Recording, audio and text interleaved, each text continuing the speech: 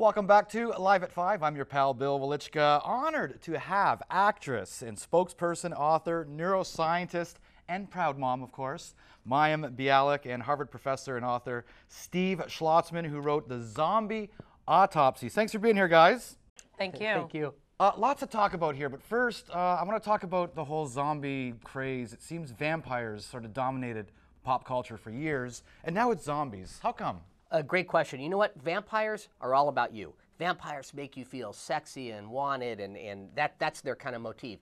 Zombies could care less. They're utterly impersonal. And I think as the world has gotten more impersonal, we'd like it to be more personal. So we see zombies as the thing we're most afraid of. Something's going to eat my guts. I'd like it to be about my guts and not about just anybody's guts. So I think zombies represent that fear. It's fascinating that your book actually talks about real science, and it's a great way for kids to learn about STEM, which is science, technology, engineering, and math. But you make the connection, tangible connections between real life sciences and zombies. How do you do that? Well, you know, it's not that hard. That's what's so interesting. You watch a zombie movie, the slow, shambling zombies, the ones that I find really interesting and really scary, and you ask yourself as a physician or as a scientist, you observe what's wrong with them. Well, they're not walking well, so there's something wrong with a particular region of their brain, the cerebellum, the basal ganglia. You can do this for every aspect of a zombie's behavior, so it maps very well onto neurobiology. And then for the purposes of this exercise, it also maps on this whole notion of a pandemic. In every zombie movie, somehow that zombie bug spreads from 1 to 2 to 7, et cetera, et cetera. It's a logarithmic increase. Like with Ebola or the avian flu. Exactly. Yeah, exactly. So we can teach very scary concepts through things that aren't so scary. Zombies are not real. So it's much easier to talk about these scarier concepts in the displacement of the zombie story. Have you seen World War Z? I have.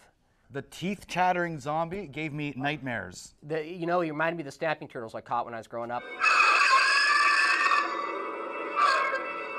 That chattering zombie in that lab in Wales, I still dream about that zombie right now. It was creepy. Mayim, would you have liked this book growing up? Trick question. It is a trick question. I wasn't interested in science till later in high school. I'm actually not a zombie person. I mean, I am now, and obviously with STEM behind Hollywood, I'm happy to be. But no, I'm not necessarily a zombie person. I'm more of a superhero comic book person. Can you explain what STEM behind Hollywood is? This is part of a big campaign. Yeah, I mean, I've been the spokesperson for Texas Instruments for, I guess, this is my second year. STEM Behind Hollywood, and actually STEMhollywood.com is the website we've created. And what it has is free activities that can be downloaded and used on the TI Inspire graphing calculator, and also as an app for iPad. And we are explaining, with Dr. Schlotzman's help, the real math and science behind zombies. We'll also be doing superheroes, forensics, and space next. So STEMhollywood.com is where all those activities are for teachers, resources for teachers, and also for students. And the idea is not only to teach the real math and science behind these concepts, but to give students the opportunity to feel like scientists, to hold that graphing calculator that they would use, and to run graphs and do all the things that real scientists would do to try and show what a kind of creative set of careers there are in STEM.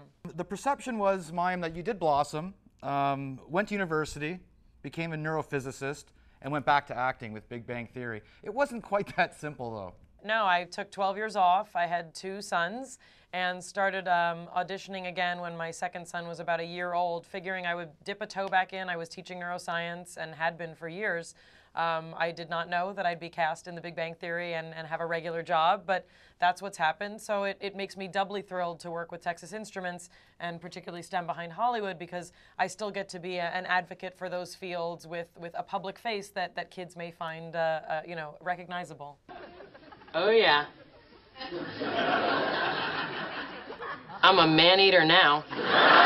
You play the character so well, Amy Farrah Fowler. How much of you is in that character? I don't know. I mean, I guess you can judge for yourself. You know, I'm a neuroscientist, and my character also is a scientist, and there's a lot about her. Kind of, she's socially awkward, and to a certain extent I am too, but it's really to the credit of our writers to write all that fun stuff that she says. Geeks and nerds aren't bad words anymore. How much do you hear, how much fan mail do you get from that sector of the audience? It's great. I think geek chic is great, and I think appreciating the characters on Big Bang Theory as kind of quirky people where there's nothing we need to fix about them. That's the way they are, and they have social lives and careers and all the things they like to do without judgment from their close circle of friends, and I think that's a great set of role models. Cool. Yeah.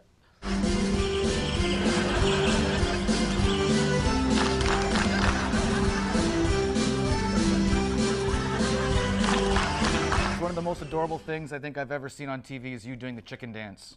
Oh, there you have it. Thank you. Don't know about the future, that's anybody's guess. Ain't no good reason for getting all depressed. Growing up, you didn't do the tragic child star thing. You stayed the course. I'm wondering, was that difficult? That must be your parents. My parents are strict. My parents are very old-fashioned. I guess that worked for me, but you know, out of respect for teen actors or actors who didn't, who took more of this path that you're talking about, you know, I don't like to say that I have the solution for how to not make that happen. For me, having strict parents seemed to be what kept me kind of grounded. They always encouraged me to have a lot of different interests and, you know, to have a notion that Hollywood is not forever. And I'm grateful I got my education, I guess, because, you know, it kind of made my world much bigger.